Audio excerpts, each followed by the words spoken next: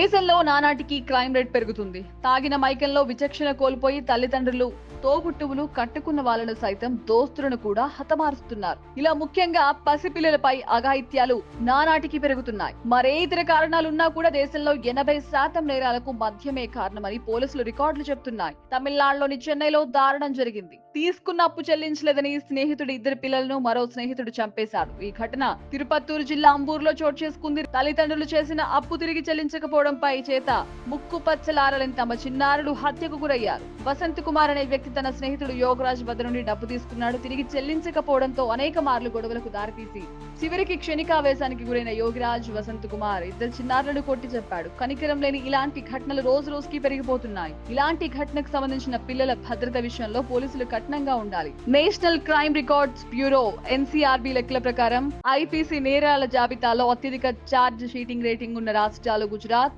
Kerala, Tamil Nadu, UP, Bihar, Assam, ఢిల్లీలో ఎక్కువగా ఉన్నట్లు చెబుతున్నాయి. ఈ రాష్ట్రాల్లో క్రైమ్ రేట్లు పెరగడానికి ఉపాధి అవకాశాలతో పాటు సామాజిక భద్రత లేకపోవడం ఒక ఎత్తైతే హత్యలు, అత్యాచారాలకు డ్రగ్స్, ఆల్కహాల్ ప్రభావం ఎక్కువగా ఉన్నట్లు గుర్తించారు. పిల్లల పట్ల క్రూరత్వానికి అనేక కారణాలున్నాయి. తమిళనాడు రాష్ట్రంలో గత 2 ఏళ్లుగా చిన్నారులు హింసకు గురవుతున్న ఘటనలు వరుసగా చోటు చేసుకుంటున్నాయి. ఈ సంఘటనలకు దారితీసిన సమస్యలను పరిష్కరించడంలో, పిల్లలకు సంబంధించిన చట్టాలను అమలు చేయడంలో 2 ఏళ్లుగా ప్రభుత్వం విఫలమైందనే విమర్శలు వెల్లువెత్తుతున్నాయి. వ్యక్తిగత విషయాల కారణాలలో భాగంగా జరిగే నేరాలకు సమీపంలో ఉన్న పోలీసులు వీటిపై కఠినంగా వ్యవహరించాలి. ఎవరో చేసిన పాపానికి అభం శుభం తెలియని చిన్నారులు కలం పట్టాల్సిన బాల్యం కత్తిపోట్లకు బలైపోతుంది. వీటిపై న్యాయపరంగా చట్టాలను అమలు చేసి నేరస్తులను కఠినంగా శిక్షించేలా ప్రభుత్వం వ్యవహరించాలి.